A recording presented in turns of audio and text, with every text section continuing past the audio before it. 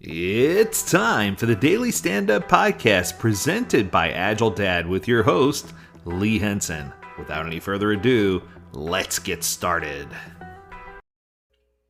All right, it's time for our Friday Agile, Not So Agile episode of the Daily Stand Up Podcast.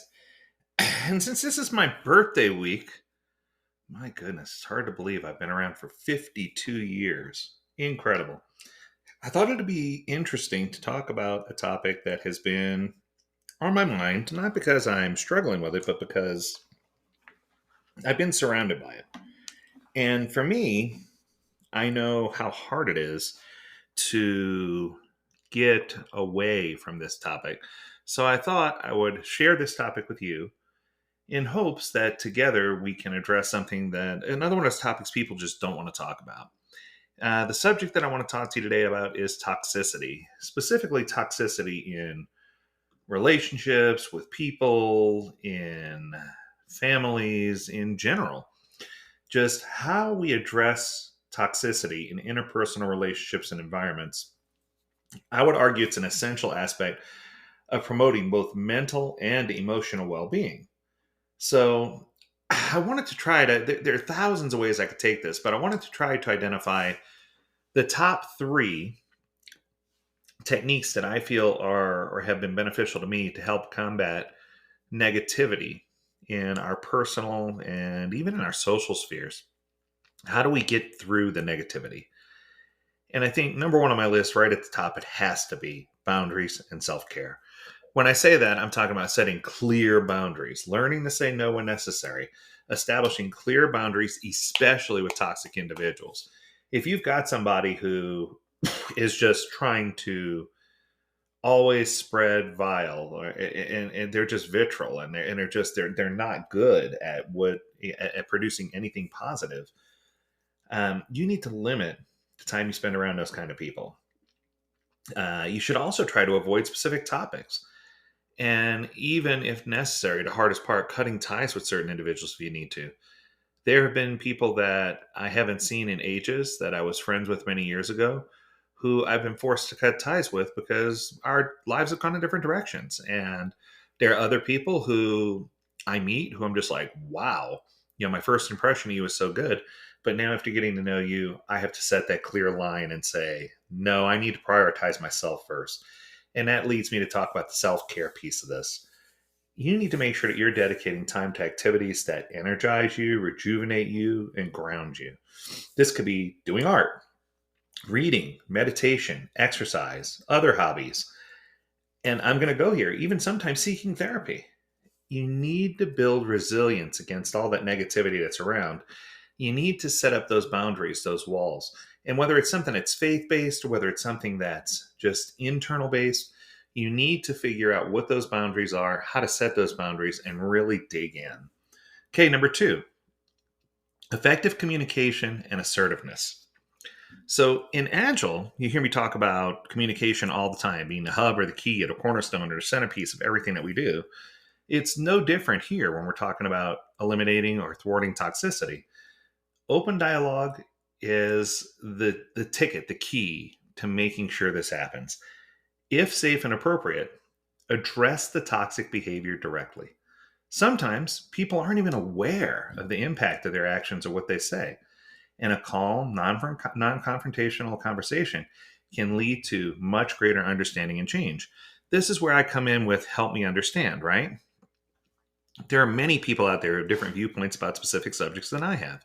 And part of that is due to me just being a little more on the spectrum when it comes to, having black and white answers for just about everything. So for me, sometimes when I don't agree, instead of just saying, hey, I don't agree, I'll take a moment and say, that's an interesting take, or I never thought of it that way. Or I'll say, even better, help me understand. That is completely different than what I've felt before, but help me understand why you feel that way, or help me understand what led you to that conclusion. And sometimes it's not so that you'll have a change of heart, it's so you'll have a change of understanding of where the individual's coming from. Because more times than not, the individual's not trying to be inappropriate, right? But I think the other piece of this is you need to learn the difference between being assertive and being aggressive. You need to learn how to express your feelings clearly without being confrontational. Using I statements like, I feel hurt when, instead of you always do this, can help in addressing these issues without escalating. So oftentimes I'll be like, that's interesting. I just didn't feel right when you said that. And I put the onus back on me, right? Because the truth is, no matter what someone says or does, we choose how we feel or react to what they say or do. So sometimes I think we don't remember that we have a choice to feel hurt. We have a choice to feel pain, or we have a choice to just write it off and say, you know what? That person probably didn't mean it the way that I intended. Let's move on. Okay. And then the last step of this, of course, when it comes to communication is when necessary, seek mediation. If direct communication isn't resolving the issue, consider seeking someone to sit in as a mediator or counselor, especially if the toxic individual is a close family member or close friend. You want to make sure that you have a third party there just because you don't want to kill a relationship over it. One of the things that I've learned is once someone burns that type of bridge, especially if they do it more than once, it's hard to trust or love that individual again. All right, let's go to number three. Number three, my final tip to thwart toxicity is to seek support and learn about distancing. So let's talk about support first. So, a lot of people talk about support networks or care groups. You should always have the ability to share your feelings and experiences with a small, I'm emphasizing, trusted group of friends, or even family in some cases. They can offer emotional support, give a different perspective. Maybe they even know some coping strategies. I think that sometimes the key, though, to all of this is just limiting exposure. If someone is consistently bringing up negativity and bringing and introducing negative thoughts into your life, consider reducing your exposure to those individuals.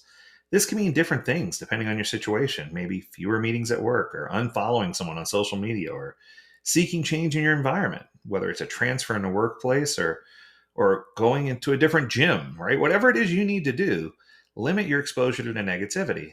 And then, of course, the big one, the most difficult one, when necessary, seek professional help. Therapists and counselors can provide guidance that's tailored exactly to your specific situation. This can help you develop coping mechanisms and strategies that help you deal with that toxic individual or the toxic situation. It could bring light to what you're trying to do.